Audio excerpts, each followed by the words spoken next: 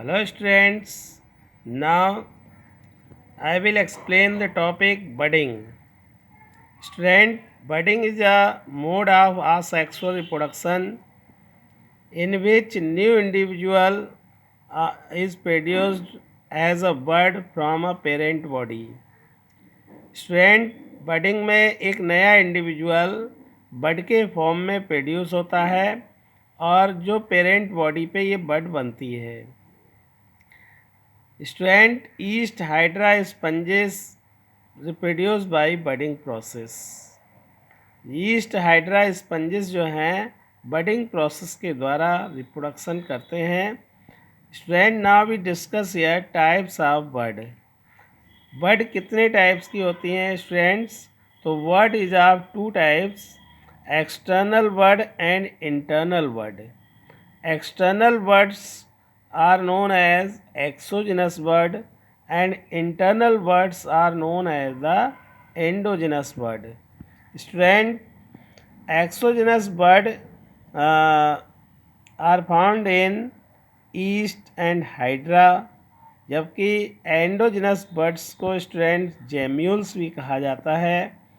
And gemmules are formed in sponges. Sponges के अंदर internal buds बन जाती हैं और इन्हीं इंटरनल बड्स से नया स्पंज बन जाता है, प्रोड्यूस हो जाता है. Now we discuss here budding in yeast. Student, you know that yeast is a unicellular fungus. It consists cell wall, cytoplasm, cell membrane, nucleus, vacuole, etc. Student, when this yeast cell become mature in favorable condition, then an outgrowth grow on the surface of yeast.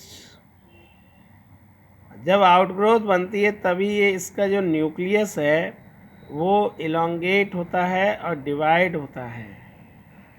ये nucleus two nuclei में divide हो जाता है.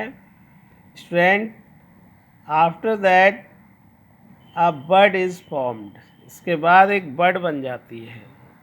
When bud become mature, then it detach and form the daughter yeast.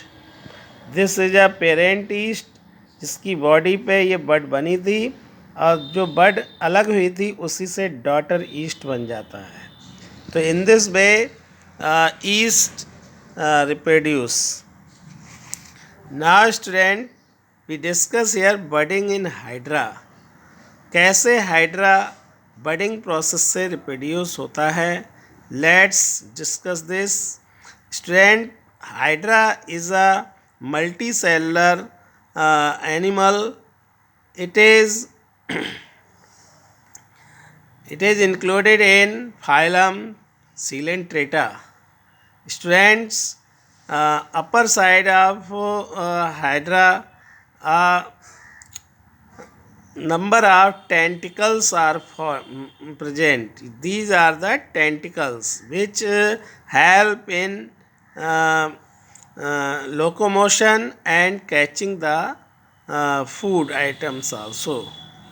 Students, when parent hydra become mature, then an outgrowth grow on the surface of hydra.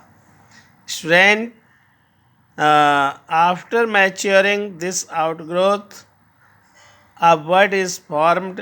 तब एक बड बन जाती है और when bud is mature, become mature, then it detaches. अलग हो जाती है ये बड और न्यू हाइड्रा का फॉर्मेशन या डॉटर हाइड्रा का फॉर्मेशन हो जाता है.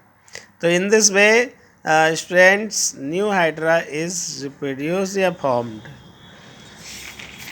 Now student, we discuss here budding in sponges. Sponge कैसे बडिंग प्रोसेस से रिप्रोड्यूस करते हैं? Let's we discuss here. Student, sponges, you know that sponges are multicellular animals. They are included in phylum Porifera. Students like Spongilla and Cycon, they reproduce by budding process. Student in sponges, birds are formed within the parent body. ये parent body है student, इसके अंदर ये buds बन गई हैं. These buds are called gemmules.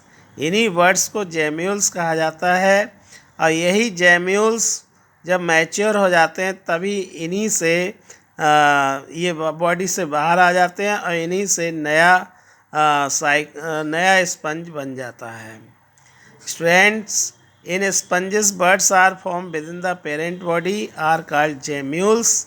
After germination, जब इनका जर्मिनेशन हो जाता है इसके बाद gemmule grow and give an offspring. तब ये जेम्यूल ग्रो हो जाते हैं और एक नए ऑफस्प्रिंग को जन्म दे देते हैं. तो student, in this way you can understand the budding process in sponges. तो in this lecture I will explain here. अब I have explained budding in yeast, hydra and sponges.